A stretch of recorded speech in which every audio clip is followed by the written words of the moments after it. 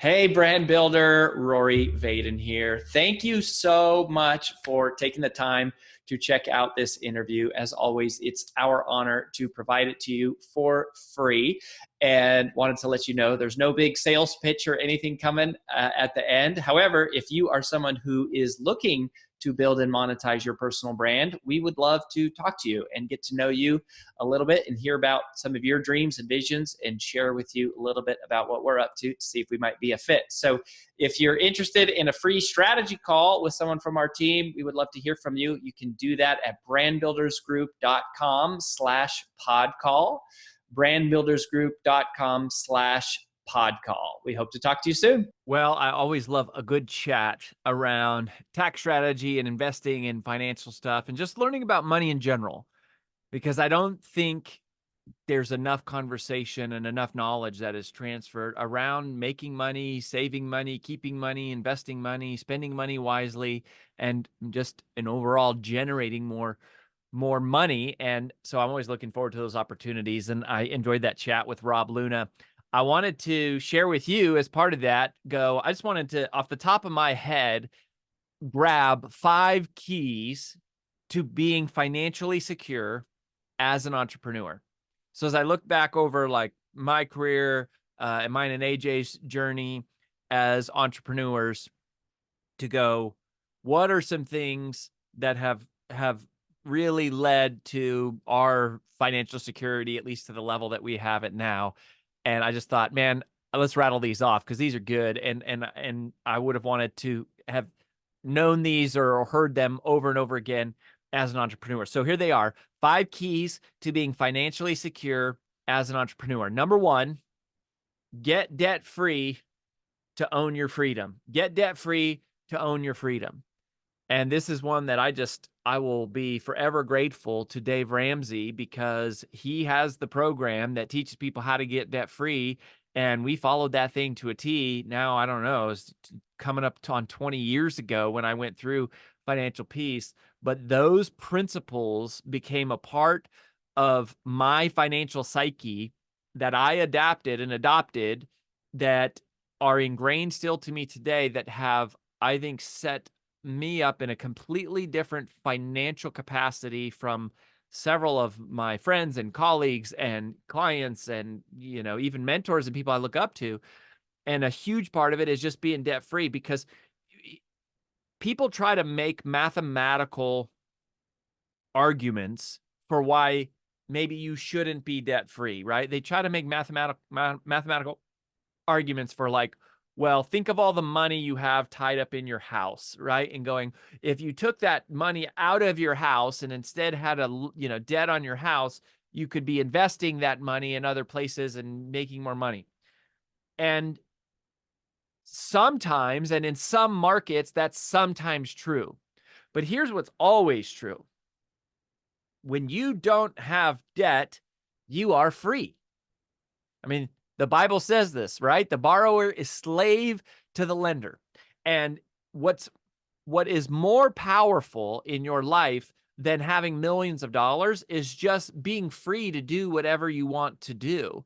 And that's a mental thing, and that's a spiritual condition. And that has more to do with not owing people money than it does to do with how much you make. And one of the things that you'll realize as you make more money, and hopefully you realize this is one of the things that AJ and I learned over the years, is that we don't need more money. We need less stress. We don't need more money. We need less complexity. Peace is the new profit. It's not about going, oh, I have some number in my account and then that number's bigger and bigger and bigger. Like, it's just a number in an account. What really matters is your peace of mind. How are you feeling? How secure are you? How stable are you? Versus how worried are you that if a change in the interest rates are going to completely, tank your business? Or are you worried that if you don't get a customer to pay in time, you're not going to have a chance to pay your vendor and you won't make payroll? And like all of the stress that comes from leverage, which is like basically playing arbitrage with money, that is risky business. And it's not that it can't ever work. Sometimes it does, but more often than not, it all nets out to be about the same as just doing it the simple way anyways. And regardless of it, it's just when you come to a decision to go, I don't need more money. I just need less stress. That is powerful, and that's buying your own freedom. When you're debt free to go, once you're debt free, you can buy whatever you want as long as you can pay cash for it. Like everything becomes simple. But when you've got multiple investments and multiple loans from different people at different rates, and some are variable and some are fixed, and like it's all of this stress to manage. Even if you're healthy, it's like you have to keep an eye on all of these different things. It's stressful. So get debt free and buy your own freedom. And I just go start small, be willing to go start small and be willing to go slow. And over time, it adds up to be something that will be far more than you ever need. And you won't have the stress along the way. So that's number one. Number two is invest in yourself first. Invest in yourself first. If there are when people think of investments, what they tend to think of like, ooh, buy real estate or invest in the market or maybe do non-traditional investments, right? Like, artwork or crypto or, wine or like whatever. There's all these different things currencies. There's all these things you can invest your money into. But the number one thing you should invest your money into is yourself, your own mind, your own personal development.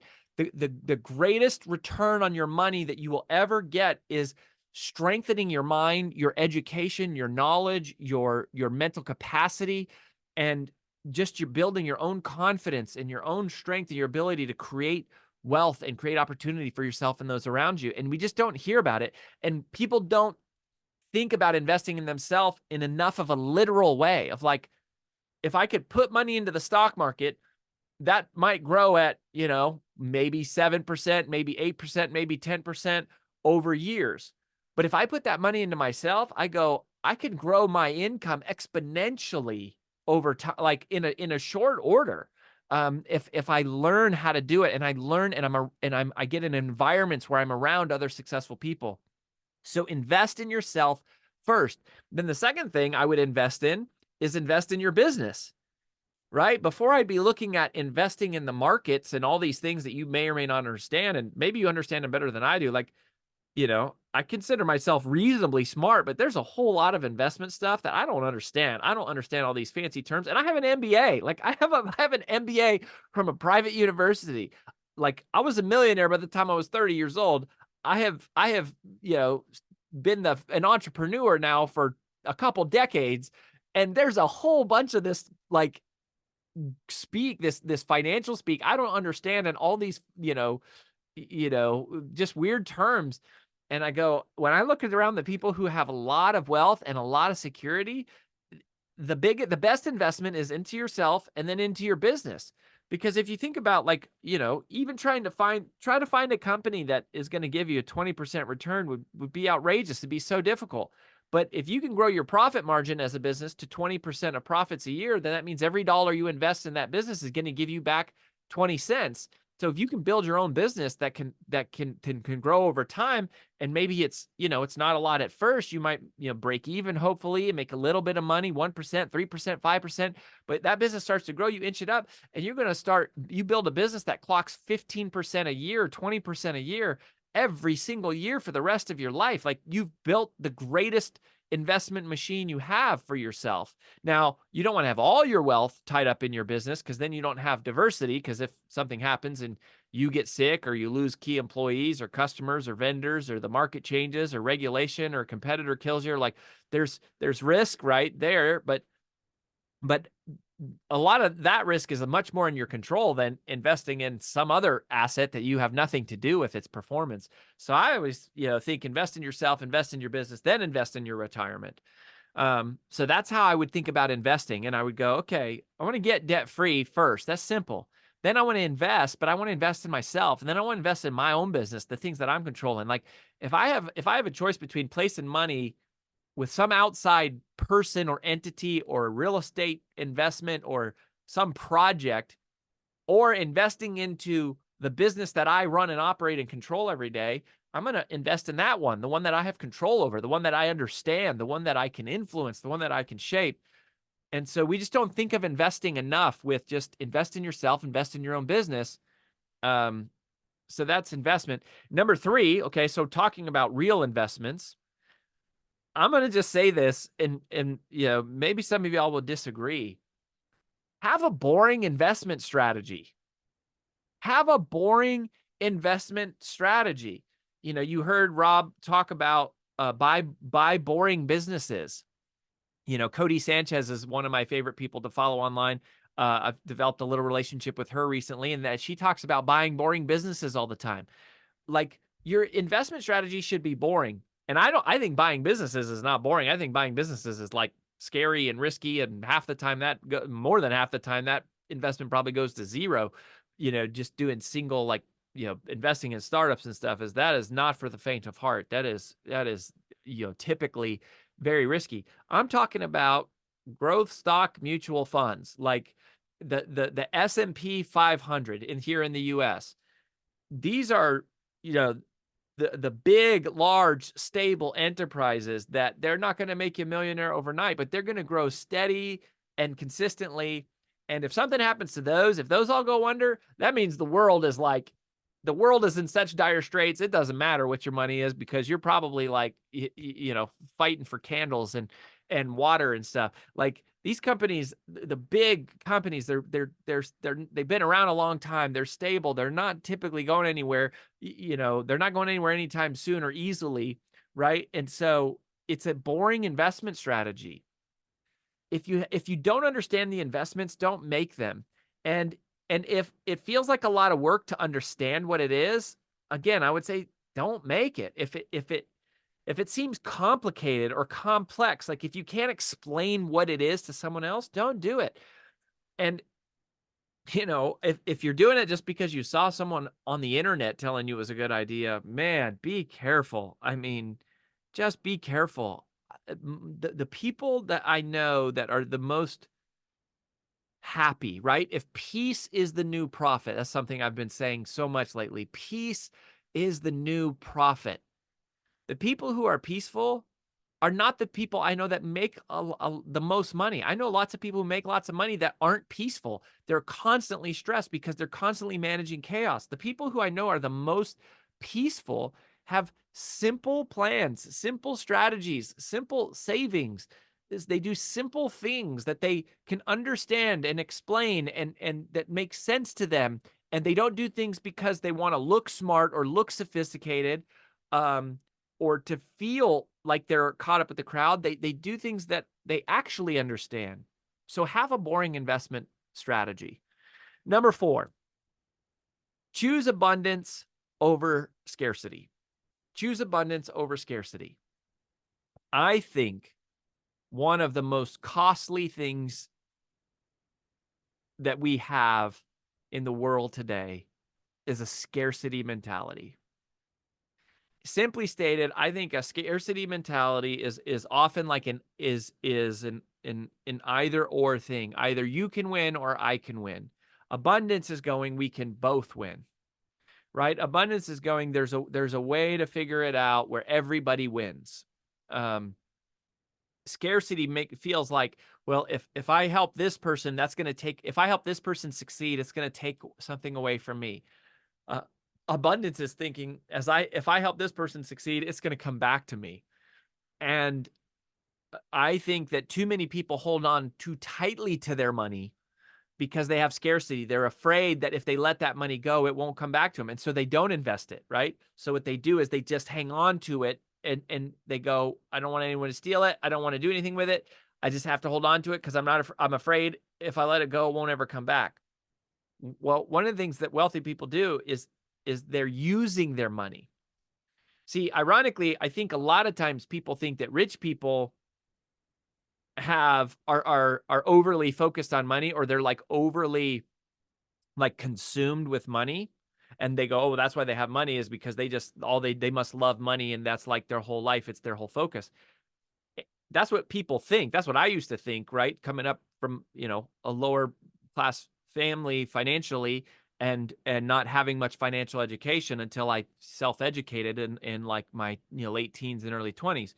What I have actually learned is that wealthy people, not all of them, right? Some wealthy people are not this way, but most of the wealthy people I know, they actually have the most healthy detachment from money because they know if they lose it, they'll get it back. They're not they're not hanging on to it for their own survival. They're not so scared that going, oh, all of my security is in money. They're going, no, I'm going to invest in myself.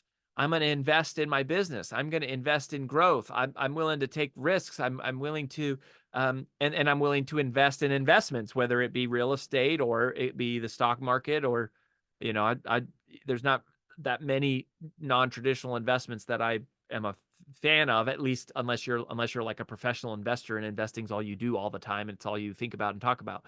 But you have to be willing to think of money as a tool, right?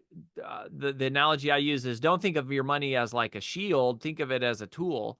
Like don't think of it as like, don't depend on it just for your safety. Think of it as like something you use to build something with. Um, and that's abundance is going. I use money to make money.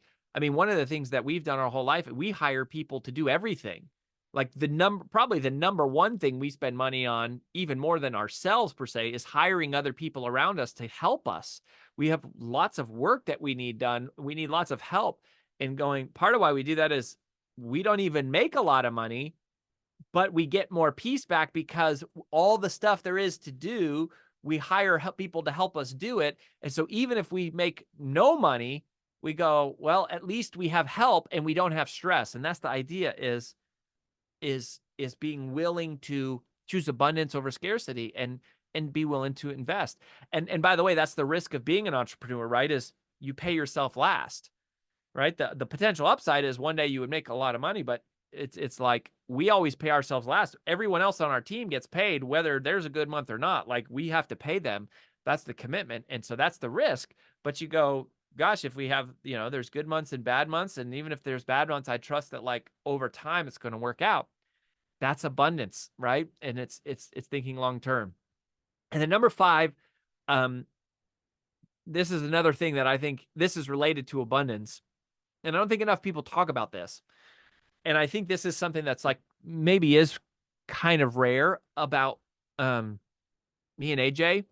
And I think this is something, I think part of how God blesses people with money, and part of how I think part of how other people bless people with their money and they want to see people succeed is because of this. So number 5 is become great at helping other people make money. Become great at helping other people make money. If you become great at helping other people make money, you will make a lot of money, because people love being around people who help them make a lot of money. Like, and this is just something we do. Like, again, in the abundance mindset, our goal is never to pay people the least amount possible. Our goal is to pay people as much as we can. We want to always pay at the top of the market. We don't always have the money to do that, especially when we're starting something new, right? So Brand Builders Group is still only 5 years old. Like, we're still, we're just coming out of startup mode. But like, over time, we want to pay more money. We want to pay our team the most. We want to help make money for our clients. We want to help our clients succeed. Why? Not because we need their money, but because we want to help them make money. We know if we help them make money, they'll return it. They'll help us make money. We really focus on trying to help our affiliates make more money, to go, how can we help our affiliates make more money? If our affiliates make more money, they're going to want to help us make more money. But I think if you focus on just going, how can I make more money for myself? And all I care about is how do I make more money? Then it's like you're taking money from other people. And so other people close off to you. But if you figure out, how can I help the people around me make more money? Then you're like opening the door. You're opening a relationship, a connection between people to help you make more money. And, a lot of the people who have been around us, they make more money because it's a rising tide raises all ships. Is we try to help them make more money. They're working hard to take stuff off of our plate and make us free us up to be more productive and more efficient. As we're more productive and more efficient, we make more money, and then we share that back with them.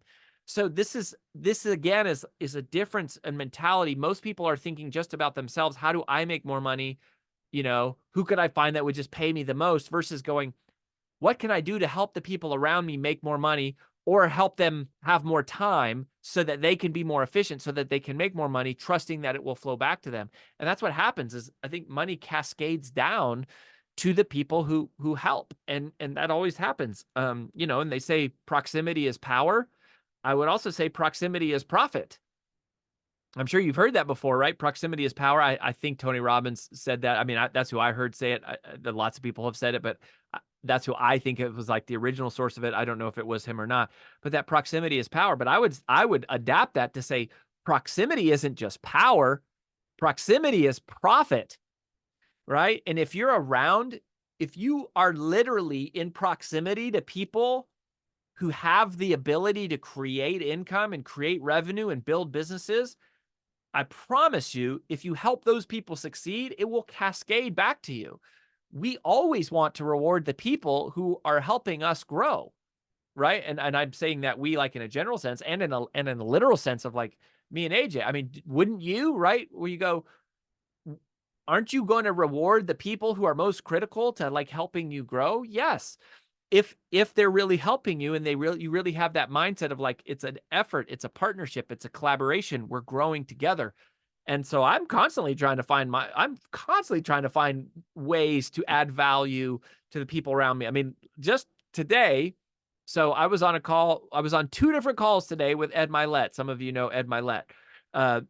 He's one of our more well-known clients. And we've got to know Ed a lot over the last few years because we helped him with his book launch and we've done a number of things together. He's one of our top affiliates, and I'm trying to figure out ways to make Ed more money, not just with us, but this other deal. And I brought Ed an opportunity that this is an equity opportunity. And I'm going, I mean, Ed makes lots of money, right? But I'm going, how can I help him make more money, knowing that if I can add value to Ed's life, there's a good chance that some of that value rolls back to me somehow. And I don't always have to know how. I just have to trust that if I become great at helping other people make money, they're going to want to help me make money. They're going to want to reward me back. And that is true. I have found that to be true. And you align with people who are that way. And I know that's true about me. If there's people around me who are helping me make money, I want to return and go, as I make more money, I want to return it back to them.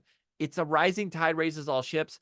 And so proximity isn't just power. Proximity is profit. So pay attention to the people you're around in your life to go, who has a capacity here to make a lot of money, and how can I support them and, be around them and partner with them and serve them and align with them and add value to their life.